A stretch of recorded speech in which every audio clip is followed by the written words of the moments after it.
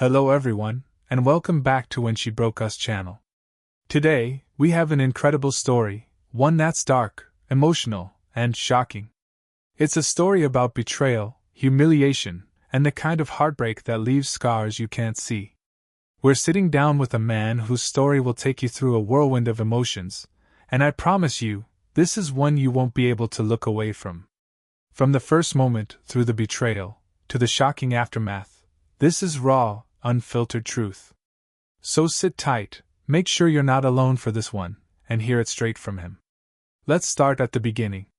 Can you tell us your name and a little about yourself, and then share your story with us? I found the earring on a Tuesday. Not in our bed, which would have been too obvious. Not in my car, which would have made sense. I found it wedged between the cushions of our living room couch, the sectional Sarah and I had spent 3 weekends arguing about before finally buying. A small silver hoop with a tiny turquoise stone. Sarah didn't own turquoise jewelry. She said it reminded her of truck stop gift shops. I held it up to the afternoon light. My first thought, not suspicion but annoyance. We'd had people over for the Super Bowl 2 months ago.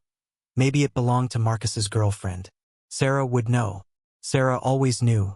I dropped the earring into the ceramic bowl on the kitchen counter where we kept keys and loose change. It was 4:47 p.m. Sarah would be home in about an hour. I'm a software architect, working from home 3 days a week. Sarah worked at a marketing agency downtown, the kind with exposed brick walls and a kombucha tap. I tried focusing on the API documentation I was reviewing, but my eyes kept drifting to that bowl. The earring sat there among the quarters like it belonged. When Sarah came home at 5:32, she was humming something, carrying groceries. She looked the same as always. Blonde ponytail she'd complain was disgusting from her morning workout. Yoga pants and an oversized Northwestern sweatshirt from a thrift store. Hey babe, they had those strawberries you like on sale. This was normal. This was our life. I kissed her hello, tasting mint gum, and helped unpack groceries. Random question, I said casually. Do you remember Marcus's girlfriend's name? From the Super Bowl party. Sarah laughed. You mean the one who drank all our good wine? That was Bryn. Why? Found an earring in the couch. Thought it might be hers. What did it look like? Silver. Turquoise stone. She turned from the cupboard, curious. Doesn't sound like Bryn's style.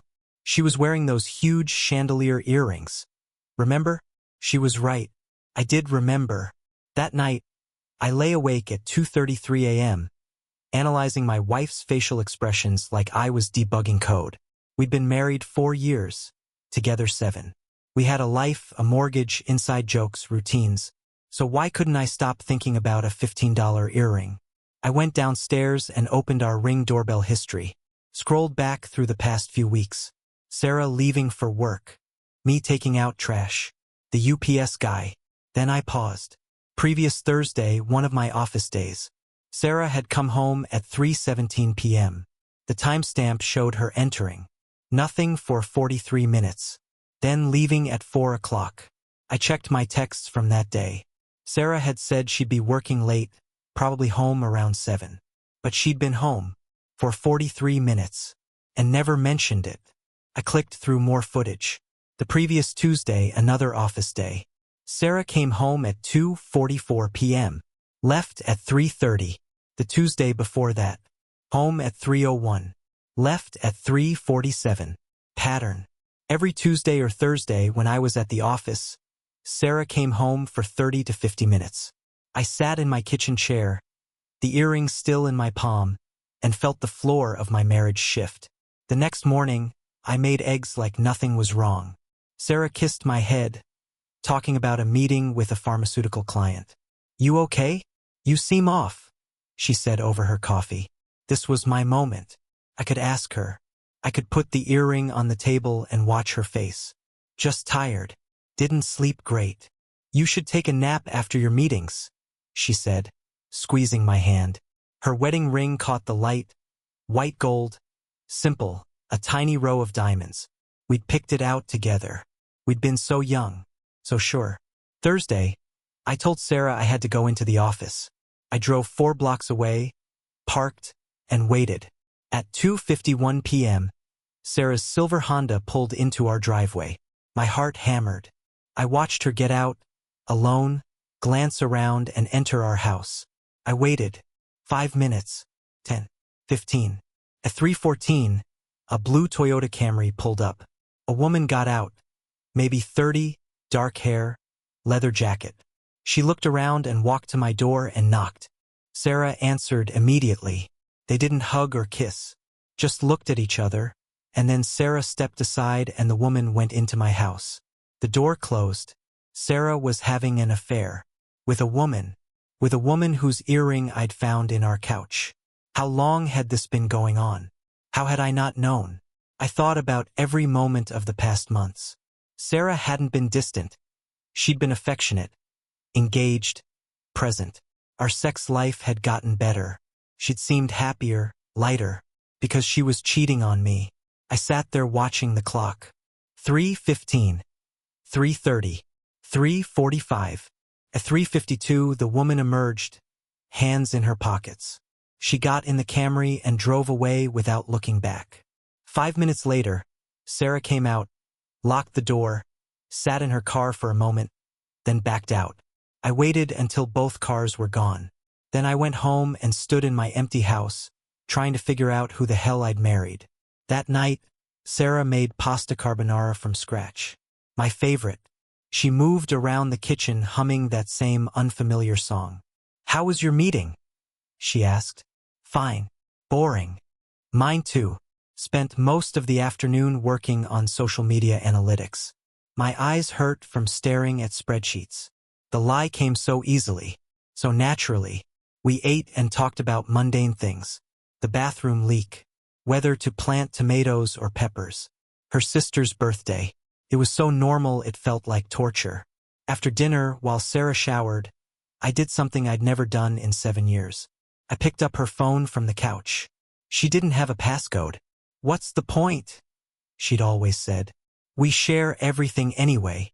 I opened her messages. Recent conversation with her sister. Group chat with work friends. Our neighbor asking about a ladder. Nothing suspicious. Email. Work stuff. Spam. Target receipt. Nothing. Photos. Pictures of our dog sleeping. A recipe screenshot. A selfie of us from last weekend. Nothing. The shower turned off. I put the phone back and went upstairs. Sarah emerged in her robe, kissed my cheek. "All yours." Under the hot water, I tried to make sense of it. Sarah was having an affair. I'd seen it. But her phone was clean. Too clean? Had she deleted everything? A secret app? A second phone? Or was I losing my mind? Friday morning, I hid an AirTag in Sarah's car. I told myself it was justified. I needed proof. I crouched in our garage at 6 a.m., sliding the disc under the passenger seat. Sarah left at 7:30. I opened Find My and watched the dot move through Naperville onto I-88, downtown. Normal commute. At 2:37 p.m., the dot started moving, west toward home. The dot stopped in our driveway at 2:54. I was parked 2 streets over. At 3:11, another dot appeared. I checked the woman's license plate. Her name was Rebecca Chin, 29. Lived in Logan Square. Rebecca's car pulled up. She knocked. Sarah answered. They talked on the doorstep for maybe 30 seconds. No intimacy, no touch, almost businesslike, and went inside. At 3:46, Rebecca emerged carrying something. A manila folder thick with papers. She got in her car and left. Folder. Rebecca had taken a folder from my house. What the hell was going on? That night Sarah seemed stressed. Quieter, distracted. She burned the garlic bread and swore. "You okay?" I asked. "Yeah, just work stuff. We might be losing a client." After dinner, she disappeared into our office. I heard her on the phone, voice low. I opened my laptop and searched Rebecca's name. LinkedIn showed she worked as a paralegal at Barnes, Winters and Associates downtown. Paralegal. I searched, divorce lawyer Chicago Barnes Winters. The firm came up immediately. Family law, divorce, custody, asset division. Sarah was meeting with someone from a divorce lawyer's office. Sarah was planning to divorce me. The room spun. She was leaving me. That's what this was. The secret meetings weren't an affair. They were planning. Rebecca was helping her gather documents, figure out asset splits. But why the secrecy? Unless she was trying to hide something. Money. I logged into our bank accounts. Everything looked normal. No suspicious withdrawals. Sarah came upstairs. Hey, I'm exhausted. Coming to bed. In a minute. She kissed my head. Don't stay up too late. Love you, she said, like every night. Love you too, I said, like every night. She fell asleep quickly. I lay there trying to figure out how everything had fallen apart. Saturday, while Sarah ran errands, I searched our office. I knew this was wrong, but she was planning to leave me and hiding it. In her desk. Old bills, sticky notes, tangled cables. Nothing. Filing cabinet. Tax returns, insurance documents, her car title. Nothing. Then I saw it. A leather portfolio tucked behind magazines on the bottom bookshelf. Inside were documents. Bank statements for an account I didn't recognize. Charles Schwab. Sarah's name only. Balance. $127,000. My hands shook. More statements going back 2 years. Deposits every month, $2,000 to $5,000 each. Always from the same source, MCG Holdings LLC. I took photos of everything. Put the portfolio back exactly where I'd found it. Sarah came back with home goods bags and a new plant. Look at this philodendron. Isn't it perfect? I looked at my wife arranging a plant, the wife with $127,000 in a secret account, and didn't know who she was. Sunday at 2 a.m., I researched MCG Holdings. Registered in Delaware. No disclosed owners or business activities. Dead end. Monday at lunch, I called Barnes, Winters, and Associates. I'm trying to reach Rebecca Chin. Ms. Chun is with a client. Can I take a message? No thanks. I sat in my car Googling, why would wife have secret bank account? Warning signs of divorce. How to protect yourself from asset hiding. Text from Sarah. Don't forget dinner at Marcus and Bryn's tonight. 7 p.m. I completely forgotten. Dinner was torture. We sat around their table talking about their Portugal trip and whether to rent or buy. You guys make it look easy, Bryn said. For years married and still acting like newlyweds. Sarah laughed and squeezed my hand. He's pretty great. After dinner, Marcus and I ended up in his garage. Can I ask you something? I said. If you found out Bryn was hiding something big, would you confront her or figure it out first? Marcus looked up. What's Sarah hiding? Hypothetically, I'd ask her. Communication, man. He paused. Is everything okay? Everything's fine. I lied. Tuesday, I took a personal day and drove to Logan Square. Rebecca's apartment was in a converted warehouse. Expensive. I parked across the street and waited for nothing. At 11:30, Rebecca emerged in professional clothes and walked to the L station. I sat there another hour, feeling stupid. What was I doing? My phone rang. Sarah. Hey babe, quick question. Did you remember to pay the ComEd bill? I'll check. You're the best. Love you. She hung up. I drove home. The bill had been paid. On time. Like always. Everything in our life was normal. Bills paid. Garbage out. Dinners with friends. Vacation plans.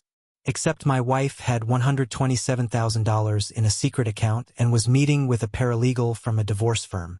That evening I met with David Chun, a family lawyer. So your wife has a secret bank account and you think she's planning to divorce you? He said over espresso. Yes. Everything you found is probably inadmissible. You obtained it illegally. Second, separate bank accounts aren't actually suspicious. Could be a side business. Freelance work. Inheritance. What about meeting with a paralegal? He shrugged. Could be anything. Estate planning. Maybe she's helping a friend. You think I'm paranoid. I think you should ask your wife. Wednesday evening, I created a fake email and contacted MCG Holdings. Their response came Thursday. MCG Holdings is a private investment firm specializing in real estate development and property management in the Chicago metropolitan area. Real estate. Sarah was involved in real estate, but she worked in marketing. She'd never mentioned interest in property investment. Sarah came home carrying Thai food. Thought we could use a break from cooking. We ate pad Thai watching Jeopardy. Sarah got most answers right. She always did. You're so smart, I said. She looked surprised. Random, but thanks. I mean it. You feeling okay? She pressed her palm to my forehead. You've been weird lately. Define weird. Distant. Like you're thinking about something else. Work stuff. Big project. She studied my face. You know you can talk to me, right? About anything. The irony almost made me laugh. Friday, Sarah had a work happy hour. I had the house to myself. I photographed everything in that leather portfolio. Every bank statement. Every document. Emailed them to myself. Then I searched the rest of the office. In the back of the closet, behind Christmas decorations, I found another box. Unmarked. Taped shut. Inside were property deeds. For buildings I'd never heard of. In neighborhoods I didn't know. All under Sarah's name. 5 properties total. My wife owned 5 buildings in Chicago. Contracts. Management agreements. Loan documents. Profit and loss statements. Sarah had a real estate empire I knew nothing about. Text from Sarah. Happy hour is boring. Heading home in 30. Want ice cream? I repacked everything frantically and shoved it back. When Sarah got home with Ben and Jerry's, I was watching YouTube videos about keyboards. God, I'm exhausted, she said, dropping beside me. This is better. I love our life, she said. You know that, right? I know. She fell asleep on my shoulder. I watched her breathe and wondered who she really was. Saturday, I drove to one of the addresses from the documents. Pilsen. A 3-story brick building with a coffee shop on the ground floor. Well-maintained. Trendy. I walked around and found a small plaque. Restored by MCG Holdings. 2022. In the coffee shop, I asked the tattooed barista about rent in the area. This building is great. Management company is super responsive. Fixed our HVAC in like 2 days. Who's the management company? He checked his phone. Midwest Commercial Group. McG. I drove to the other addresses. All similar. Well-maintained mixed-use buildings. All with plaques. Restored by MCG Holdings. Sarah had built all this while working full-time. While being married to me. While living a life that seemed completely normal. How? And why hide it? Sunday, we hiked at a forest preserve. Can I ask you something? I said. Always. Do you ever think about what you'd do if you weren't in marketing? She laughed. Constantly. Why? Just curious. I don't know. Something with more impact. I love the creative side of marketing. But sometimes it feels shallow. So what would have more impact? She was quiet, watching a squirrel. Maybe something with real estate, development, building communities, making spaces people actually want to live in. My heart stopped. That's specific. Is it? I think about it sometimes. Creating something tangible instead of just selling things. Would you ever actually do it? Probably not. Takes a lot of capital. Plus, I'd need to learn the business. She squeezed my hand. Why all the philosophical questions? Just thinking about our future. Well, wherever we're headed, we're going together. Right? Right? I said. But I didn't believe her. Monday at work, I couldn't focus. At lunch, I called David again. If someone built a business during marriage using separate accounts and keeping it secret, would it still be marital property in divorce? In Illinois, anything acquired during marriage is generally marital property. Why? Just curious. No, you're not. Whatever's going on, talk to your wife. That evening, I came home to find Sarah in the kitchen, crying. Real crying. Shoulders shaking. Sarah? I dropped my bag. What happened? She looked up, mascara streaking. I'm sorry. I'm so sorry. My blood went cold. This was it. The confession. Sorry for what? She took a breath. I can't keep doing this. I can't keep lying to you. What have you been lying about? Can we sit down? We sat on opposite ends of the couch. I need you to let me explain everything, Sarah said.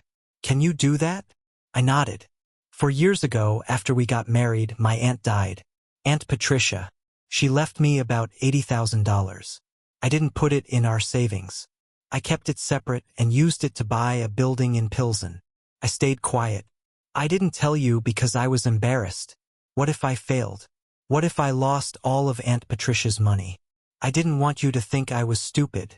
So you renovated it? I hired contractors. Learned everything I could. Took a year, but I got it done. Then I rented it out. And it made money. Real money. MCG Holdings. Her eyes widened. How did you? I know about all of it. The account. The properties. The meetings with Rebecca. You know about Rebecca? I followed you. She stared. You followed me? You were sneaking home in the afternoon. I found an earring in our couch. What was I supposed to think? An earring. She looked confused. Then clarity. Oh my God. Rebecca's earring. She was here going through papers. Why was she here at all? Rebecca quit her paralegal job 3 months ago. She's my business partner now. Your business partner? Yes. I met her when filing paperwork at her firm.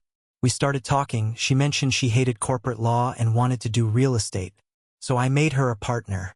She handles legal, contracts, permits, compliance. I handle acquisitions and property management. So the meetings weren't about divorcing me. Divorcing you? Jesus, no. Understanding dawned. Because she worked at a divorce firm. You thought I was leaving you. Can you blame me? Secret accounts, secret meetings, secret properties. A whole secret life.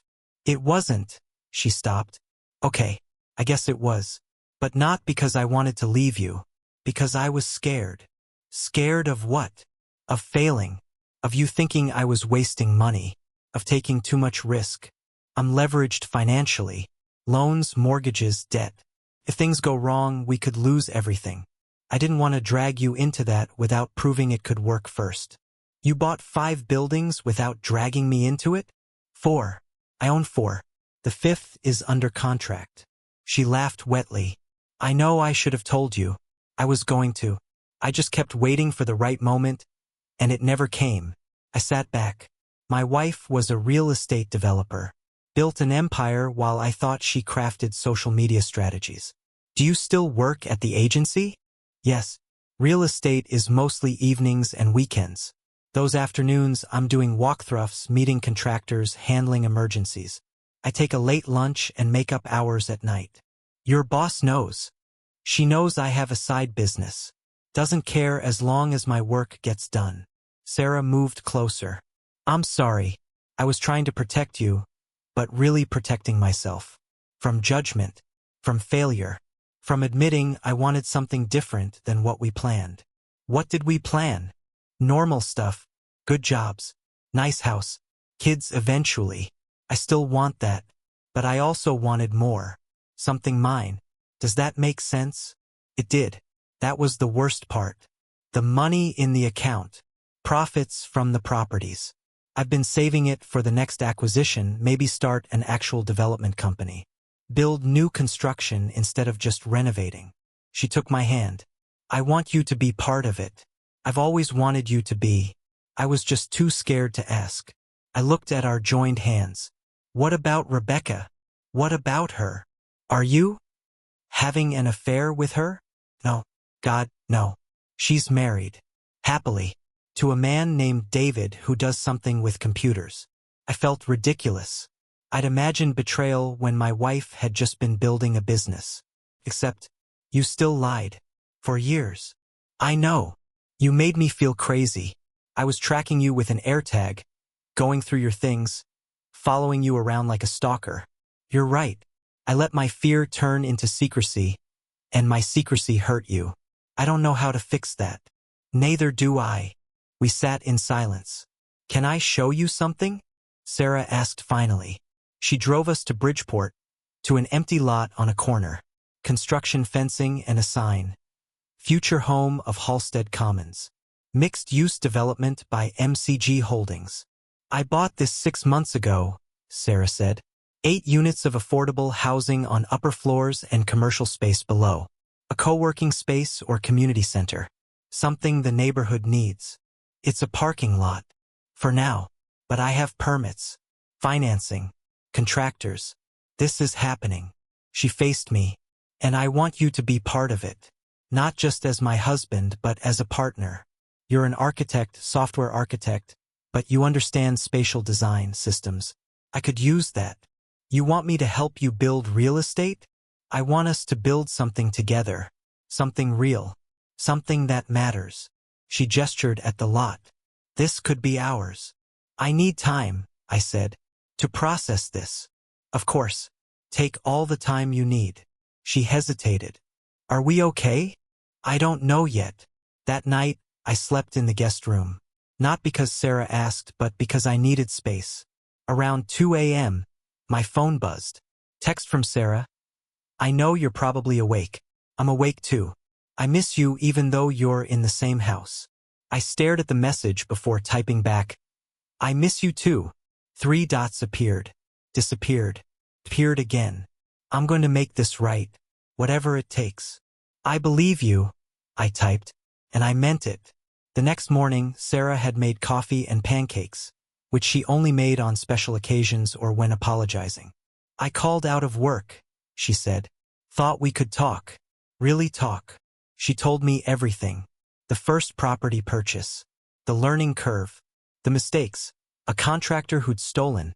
A tenant who'd caused damage. Permit issues that delayed renovation by 6 months. Why didn't you tell me? Even the bad parts. Because I was ashamed. Because I thought you'd tell me to stop. Your parents are so practical. So risk-averse. Mine too. We grew up being taught to get good jobs with benefits. This felt like the opposite. So you just did it anyway? And I was terrified the whole time. Still am. She smiled weakly. Every time I sign a new mortgage, I think I'm going to throw up. How much debt? She showed me spreadsheets. Over $2 million in property mortgages. Another $500,000 in renovation loans. But properties were generating income, enough to cover payments and show profit. We're not in trouble, she said. The business is solid. But yes, if multiple properties went vacant or the market crashed, we'd be exposed. You're my husband. Even if you didn't know, this affects you. Legally, financially, all of it. I studied the spreadsheets. Despite everything, I was impressed.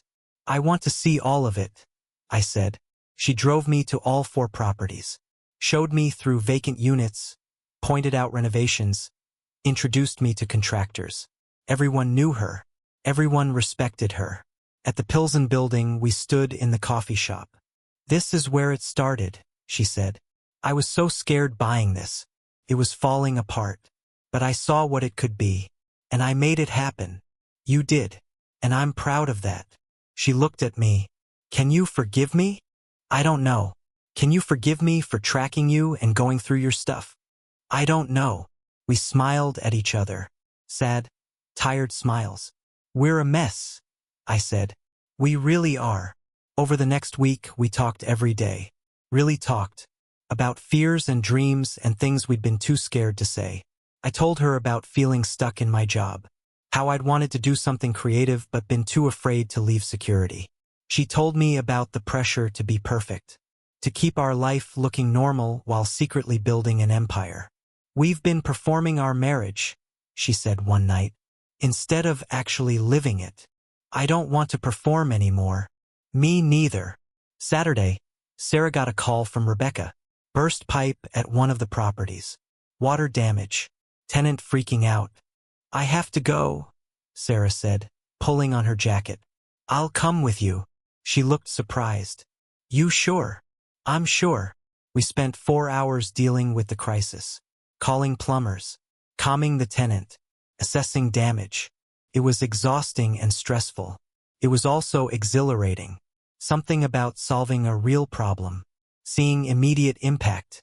Working together towards something concrete. You're good at this, Sarah said driving home. Both of us soaked. at staying calm, problem solving, talking to people. You could be really good at this if you wanted to. Are you offering me a job? I'm offering you a partnership. Real partnership. 50-50. In the business and in our life. I thought about my job. Coding databases. Sitting in meetings. Slowly dying inside. What would that look like? You'd need to learn a lot.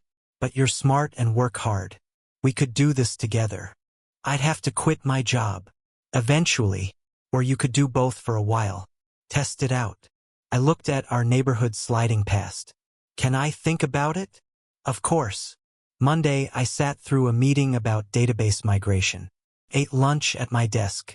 Reviewed code that would be obsolete in 3 years. At 3 p.m., I walked into my boss's office and gave notice. Sarah cried when I told her. Happy tears. You're insane, she said, kissing me. This is insane. What if we fail? What if we don't? That night we sat on the floor surrounded by documents and plans. Sarah explained everything: business structure, financing, projects in the pipeline. This one, she said, pointing to the Bridgeport lot. This is the big one, where we either prove we can do this or fall flat. No pressure.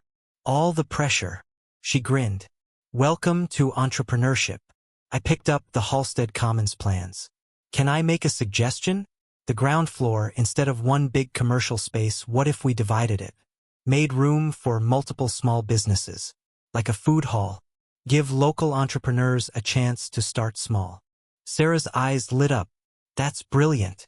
That's exactly what this neighborhood needs. She grabbed her laptop.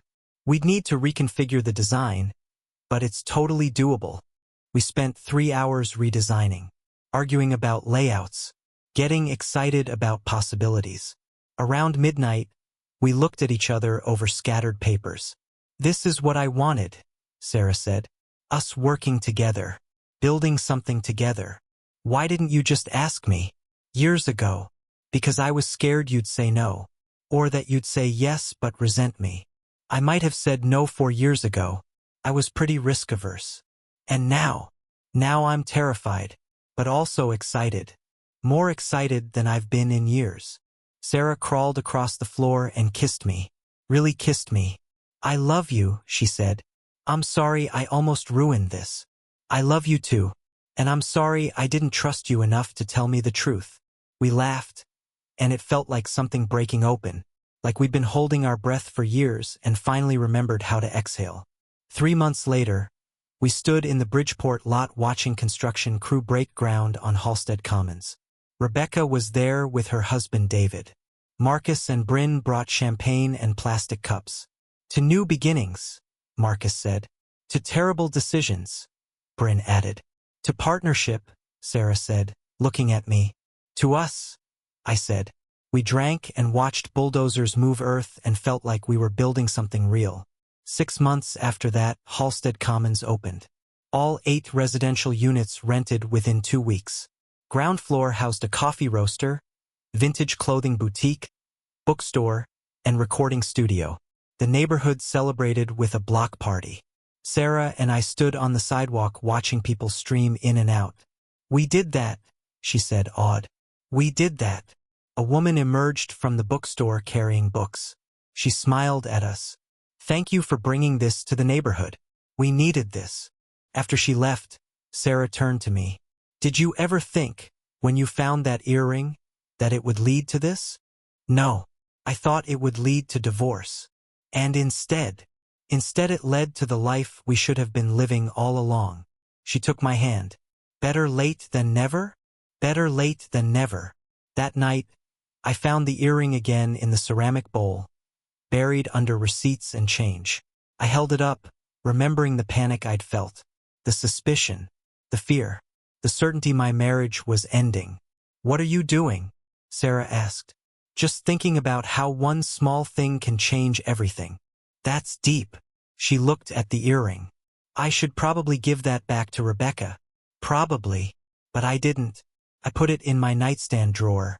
A reminder of how close we'd come to losing everything. And how we'd found each other again instead.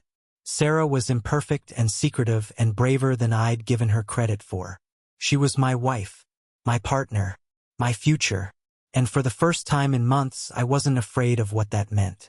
The woman who'd betrayed me by believing in herself. The woman who'd saved us both by finally telling the truth. The woman who wasn't there until suddenly, she was everywhere. Wow. That was an incredibly intense and emotional story. Thank you for trusting us and sharing such a personal and painful experience with such honesty. Your journey, from betrayal, humiliation, and heartbreak, to reclaiming your life and dignity, is truly powerful, and I know it will resonate with many of our viewers who have faced similar struggles. To everyone watching, this story is a reminder of the strength we all have inside us, even in the darkest moments. If Michael's story moved you, made you think, or helped you reflect on your own life, I encourage you to leave a comment below. Share your thoughts, your experiences, or simply your support, it all matters. And don't forget to subscribe to When She Broke Us for more raw, real, and unfiltered stories of betrayal, resilience, and personal growth. Every story here reminds us that even through pain, there's a way to reclaim our power and dignity.